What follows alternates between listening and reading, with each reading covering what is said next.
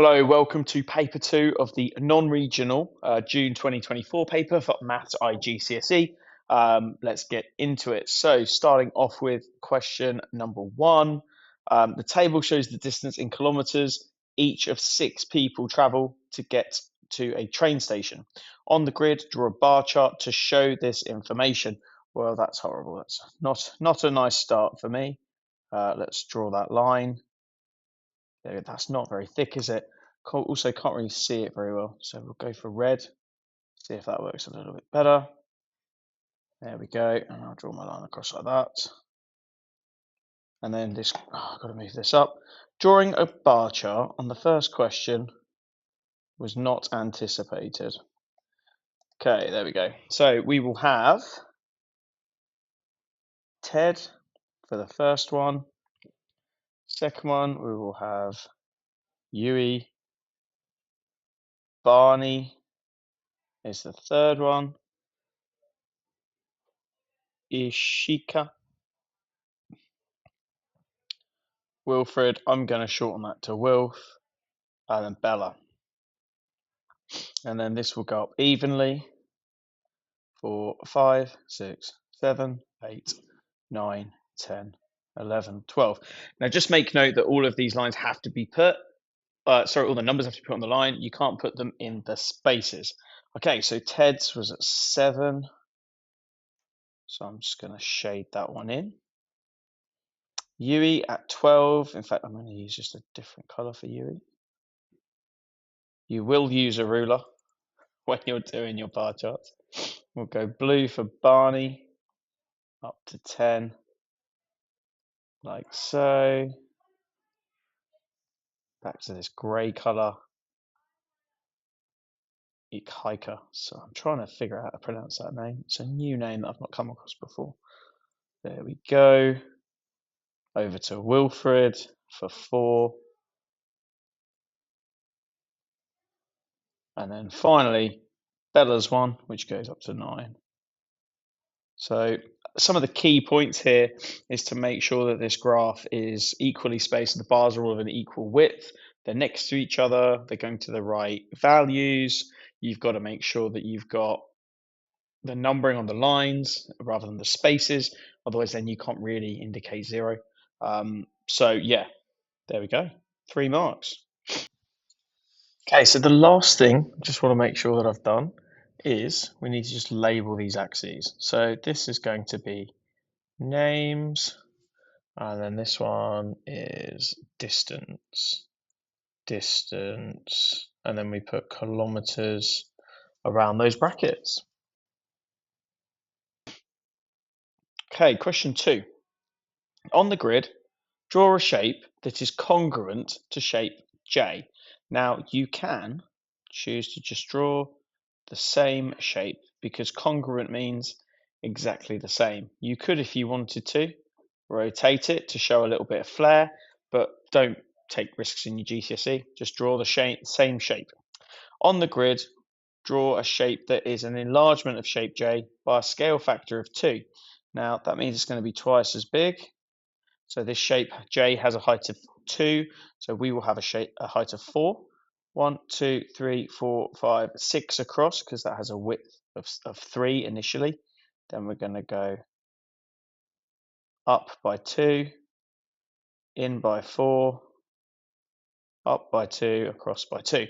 And that is now double the distance. So all of those dimensions are doubled. Part C. One line of symmetry. So that means we've got to draw a line through it and it will look the same either side. So it's going to go diagonally through here. You will use a ruler, I'm certain of it. In fact, if I just do this and then I hold it, there we go. Lovely. Okay, work out the perimeter of shape L. So from here, this is my start point. 3, down by 1, and then we go across by 2, down by 1, 1, 2, 3, 4, 5 across, and 2 up. And then we add it together. 3, 4, 5, 6, 7, 12, 14. 14 centimeters. And the area of the shape, 1, 2, 3, 4, 5, 6, 7, 8 centimeters squared. So the area is the space inside of the shape, the perimeter being the distance all the way around it. Question 3, write these numbers in numerical order and start with the smallest. Well, we've got some negatives in there, and the one that looks the biggest is actually the smallest. And when you're thinking about these, think about them as temperature. So that's negative 89, that's really, really cold. Tick it off.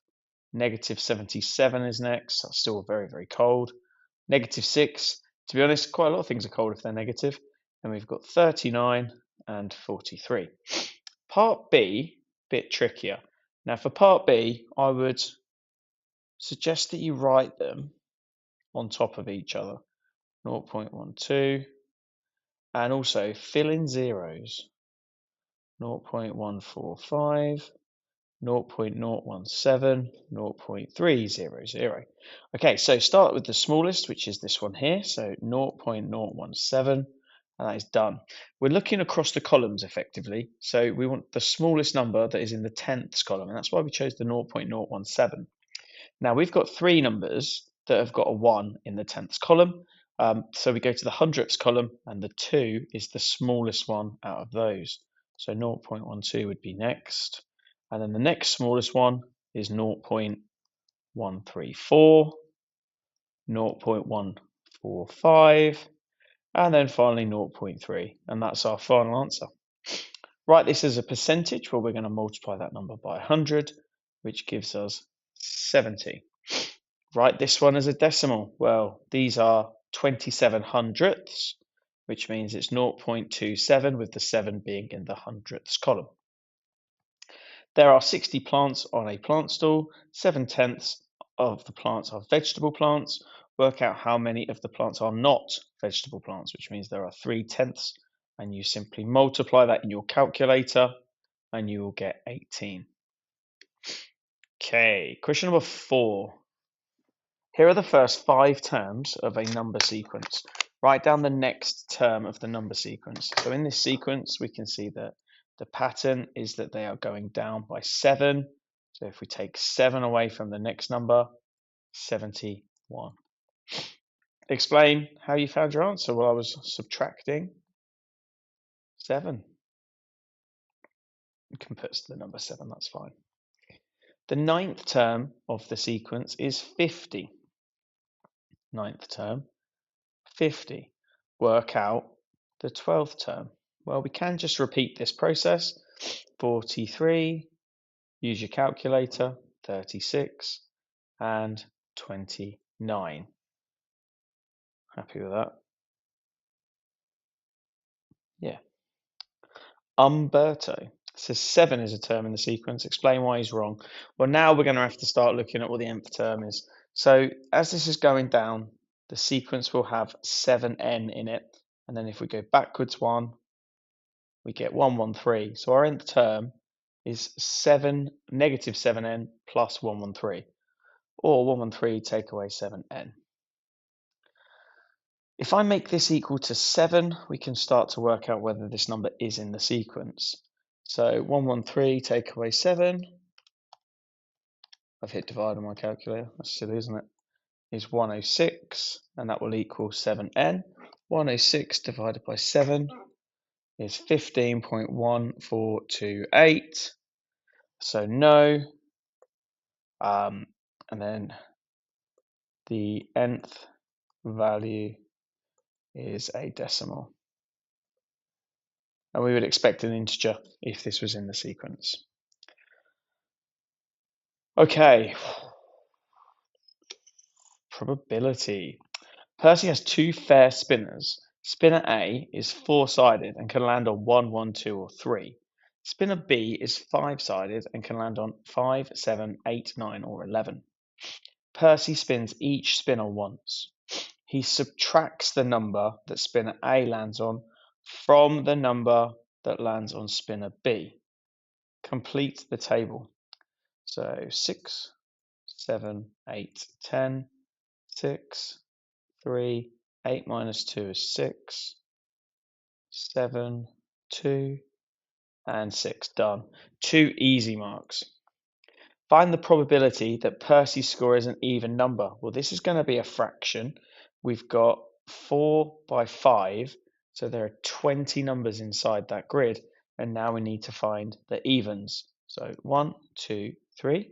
Even is a number that will divide by 2 and give a whole number answer.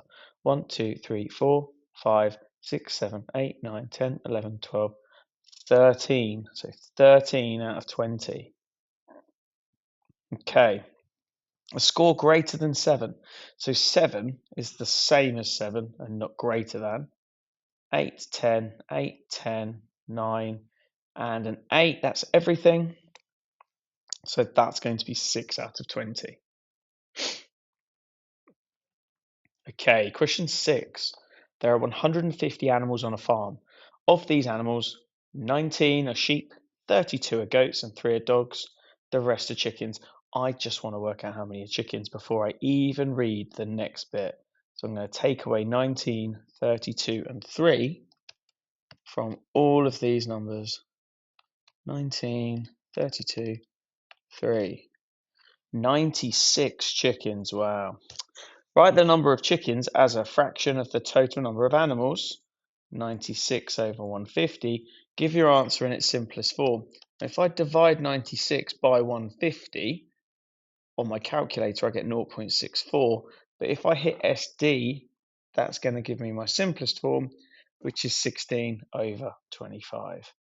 Okay, we've got to question 7. I'm going to stop this video and continue shortly. I'll see you next time.